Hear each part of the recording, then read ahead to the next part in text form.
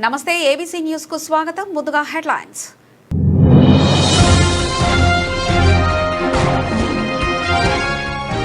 నలభై 6 రోజుల నిరాహార దీక్ష ఫలితమే 50.6 MLD STP ప్లాంట్ నిర్మాణం. గోదావరి పరిరక్షణ సమితి అధ్యక్షుడు విశ్వేశ్వరరెడ్డి.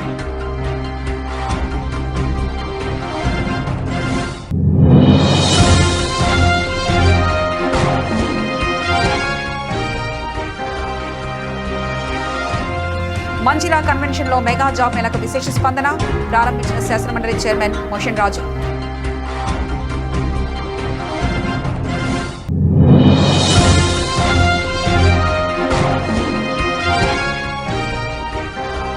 అమర గాయకుడు మహమ్మద్ రఫీకి ఘన నివాళి. అలరించిన అలనాటి మధుర గీతాలు ఈలపాట.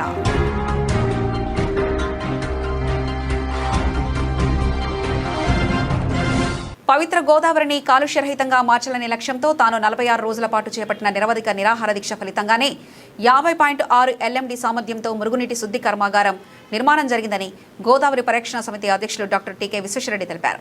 శనివారం ఉదయం రాజమహేంద్రవరం మున్సిపల్ కార్పొరేషన్ ఆధ్వర్యంలో హుకుంపేట సమీపంలో నిర్మాణంలో ఉన్న 50.6 MLD STP ప్లాంట్ను గోదావరి పరిరక్షణ సమితి సభ్యులు మీడియా ప్రతినిధులతో కలిసి ఆయన సందర్శించి నిర్మాణ పనులను పరిశీలించారు.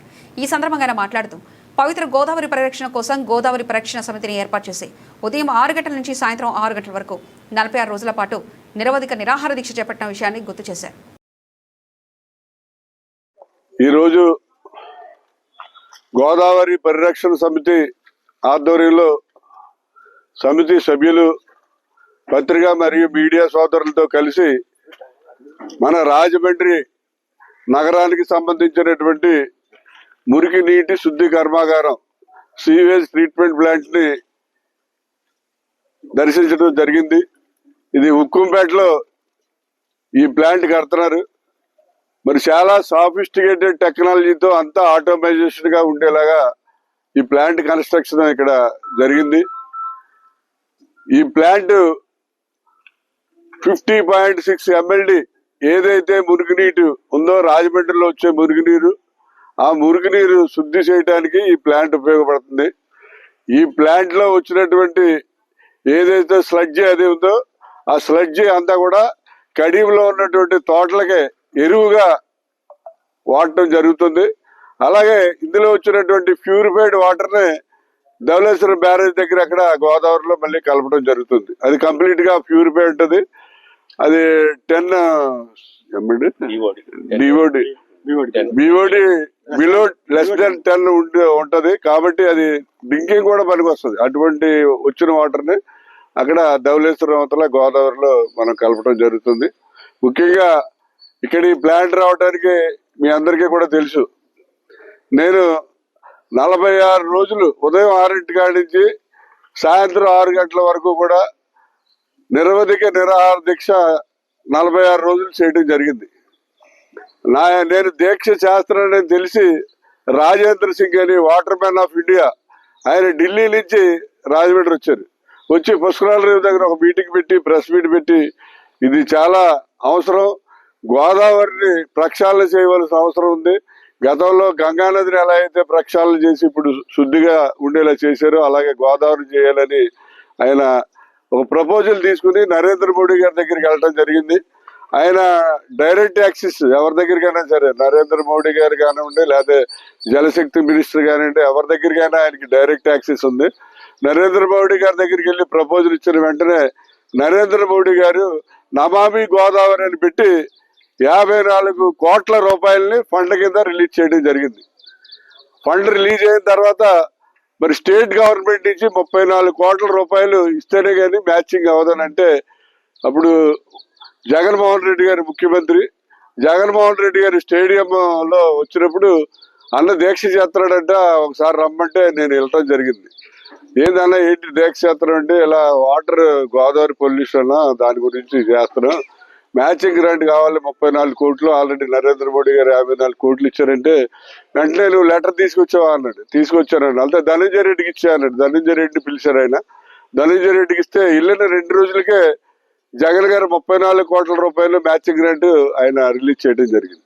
మరి అది 54, ఇది 34, 88. కానీ ప్రాజెక్టుకి 95 కోట్లు కావాలి. ఆ మ్యాచింగ్ గ్రాంట్ కొంత మున్సిపాలిటీ నుంచి 7 కోట్ల రూపాయలు దానికి కంబైన్ చేసి 95 కోట్ల రూపాయలతో ఇక్కడ ఈ ప్రాజెక్టు నిర్మాణం చేయటం జరిగింది. మరి ఇది చాలా పెద్ద ప్రాజెక్టు, సాఫిస్టికేటెడ్ టెక్నాలజీతో నిర్మించినటువంటి ప్రాజెక్టు. ఇది నిర్మించడం వల్ల గతంలో మనకి ఇక్కడ ఒక 30 MLD ప్లాంట్ ఉంది. అది ఓల్డ్ ప్లాంట్, అది కరెక్ట్ గా రన్ అవట్లేదు. ఏదైనా మనకి రాజమండ్రి నగరంలో 65 MLD రోజుకి మన గోదావరిలోంచి పంప్ చేసి ఓవర్ హెడ్ ట్యాంకుల ద్వారా రాజమండ్రి ప్రజలకి సప్లై చేస్తాం. ఆ సప్లై చేసింది మళ్ళీ తిరిగి మనకి ఒక 50-55 MLD వెనక్కి గోదావరిలోకి వచ్చేస్తుంది. ఆ మురికి నీరు అంతా కూడా ఇక గోదావరిలో కలవకుండా ఇక్కడ మనకి ఈ సీవేజ్ ట్రీట్మెంట్ ప్లాంట్, ఈ మురికి నీటి శుద్ధి కర్మాగారం ద్వారా శుద్ధి అవడం జరుగుతుంది. మరి ఇది రాజమండ్రి ప్రజలకి ఒక విధంగా అదృష్టం, వరం అని చెప్పాలి. ఎందుకంటే రాబోయే పుష్కరాలు ఇప్పుడు మనకి జూలై 23 నుంచి పుష్కరాలు వస్తున్నాయి. ఆ పుష్కరాలకి ప్రజలకి మంచినీరు త్రాగడానికి కానీ లేదా స్నానం చేయడానికి కానీ మంచినీళ్ళు కావాలంటే ఈ ప్లాంట్ ఉపయోగం చాలా ఉంది. మరి దీన్ని కాంట్రాక్టర్ గారు గౌరీ శంకర్ గారు స్వేదీన్రా ఈయన చాలా స్పీడ్ గా చేశారు. ఈ వర్క్ స్టార్ట్ చేసినప్పుడు నేను వచ్చాను. అప్పుడు ఈ అలీ గారు, మున్సిపాలిటీ ఎస్సీ పాండురంగారావు గారు అందరూ వచ్చారు. అప్పుడు స్టార్ట్ చేసి మళ్ళీ చాలా స్పీడ్ గా 24 ఇప్పుడు ఫిబ్రవరి 24 స్టార్ట్ చేశారు. ఇప్పుడు ప్లాంట్, ఇంత పెద్ద ప్లాంట్, 95 కోట్ల రూపాయలైన ప్లాంట్ ఇంత త్వరగా వితిన్ 2 years లో కంప్లీట్ చేశారంటే చాలా గ్రేట్. మరి వారిని అభినందిస్తున్నాం. ప్లాంట్ కూడా కన్స్ట్రక్షన్ కూడా పక్కాగా చేశారు. ఏదో మున్సిపల్ కాంట్రాక్టర్ లేదా గవర్నమెంట్ కాంట్రాక్ట్ లా కాకుండా చాలా బాగా కాంట్రాక్టర్ కన్స్ట్రక్షన్ చేయడం జరిగింది. వారికి అభినందనలు తెలియజేస్తున్నాం. అలాగే మరి రాజమండ్రి పొల్యూషన్ విషయానికి వచ్చినట్లయితే 3 రకాలుగా పొల్యూషన్ అవుతుంది. ఎప్పుడు మొదలెట్టారు ఇది ప్రాజెక్టు? 2024 ఫిబ్రవరిలో స్టార్ట్ చేసామండి. త్వరగా అంతా కంప్లీట్ చేసుకుంటే ఇప్పుడు ఫైనల్ స్టేజ్ లో ఎలక్ట్రికల్ మెకానికల్ వర్క్లు జరుగుతున్నాయి.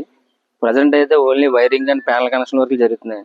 ఈ క్రమంగా ఏంటంటే మేము సెప్టెంబర్ ఫస్ట్ వీక్ కల్లా మొత్తం ప్లాంట్ రన్నింగ్ పెట్టేలాగా అదే పనిగా డే నైట్ వర్క్లు చేస్తున్నాం. ఇక్కడ అక్కడ నుంచి 3 months ట్రయల్ రన్ నడుస్తుందండి. 3 months తర్వాత ఫుల్ ఫ్లెడ్జ్డ్ గా O&M మెయింటెనెన్స్ జరుగుతూ ఉంటుంది. ప్రాజెక్ట్ అయితే సెప్టెంబర్ ఫస్ట్ వీక్ కల్లా కంప్లీట్ చేసి రన్నింగ్ లో పెడతాం. ఇది 50.6 MLD కెపాసిటీ అండి. మనకి మొత్తం ఇది ఎస్బీఆర్ టెక్నాలజీ వస్తుంది. అంతకుముందు 30 MLD ఓల్డ్ ఎగ్జిస్టింగ్ ఉందండి. అది టెక్నాలజీ యూఎస్బీ టెక్నాలజీ.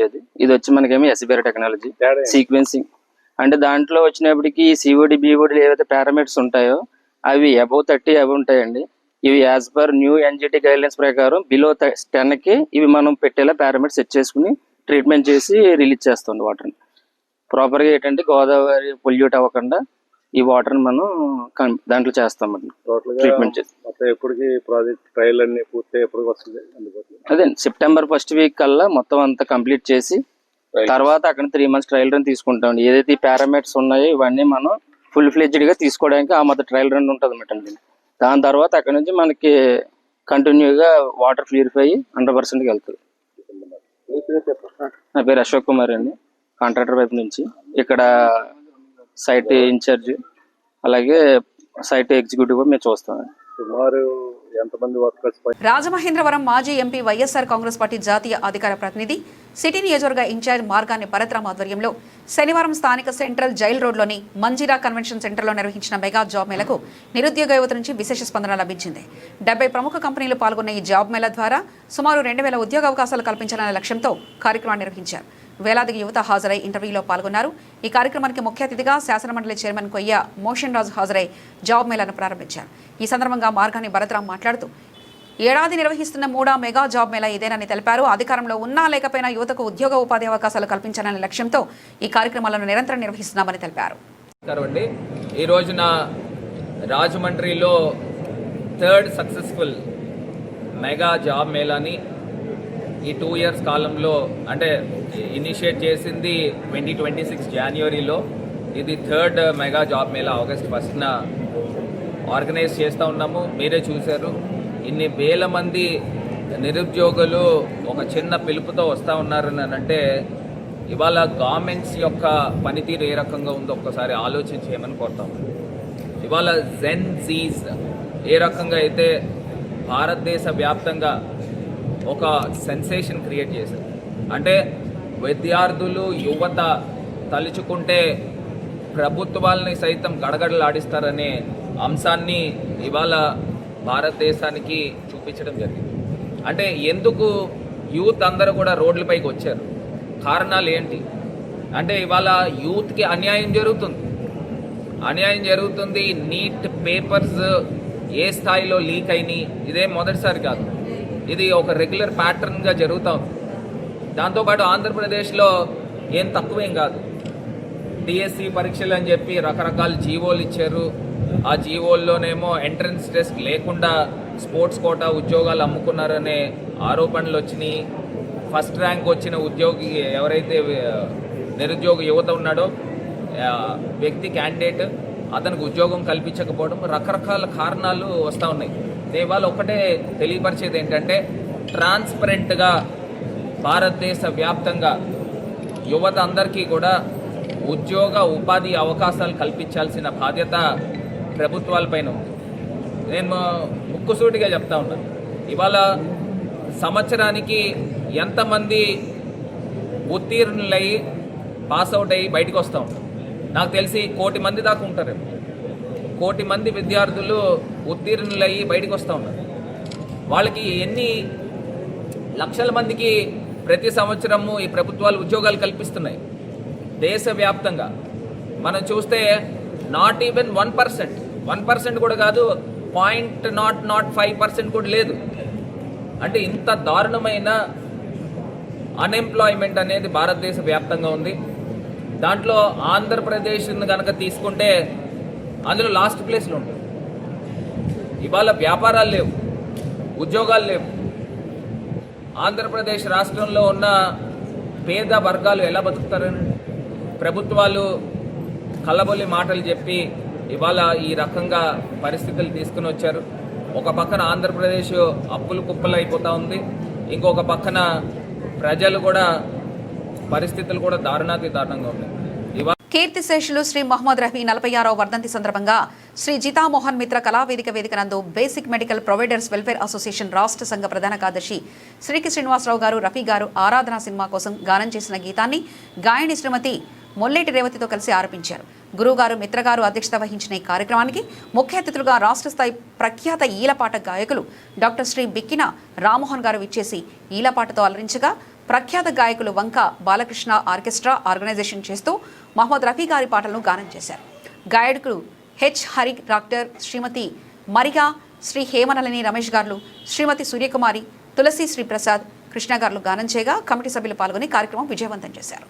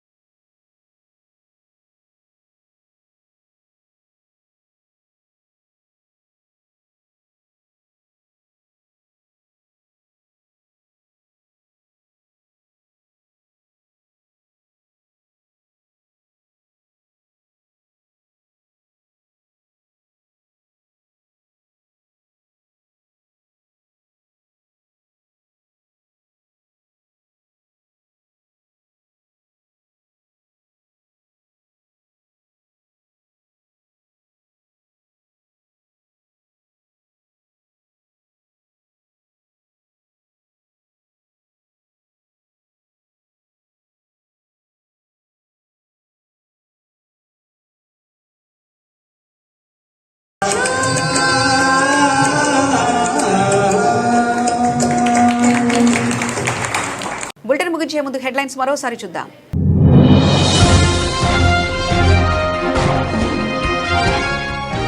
నలభై 6 రోజుల నిరాహార దీక్ష ఫలితమే 50.6 MLD STP ప్లాంట్ నిర్మాణం. గోదావరి పరిరక్షణ సమితి అధ్యక్షుడు విశ్వేశ్వరరెడ్డి.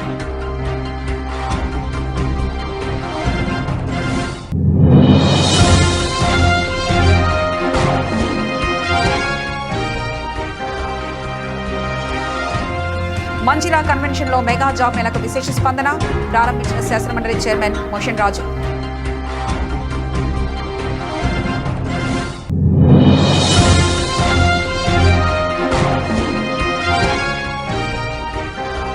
అమర గాయకుడు మహమ్మద్ రఫీకి ఘన నివాళి. అలరించిన అలనాటి మధుర గీతాలు ఈలపాట.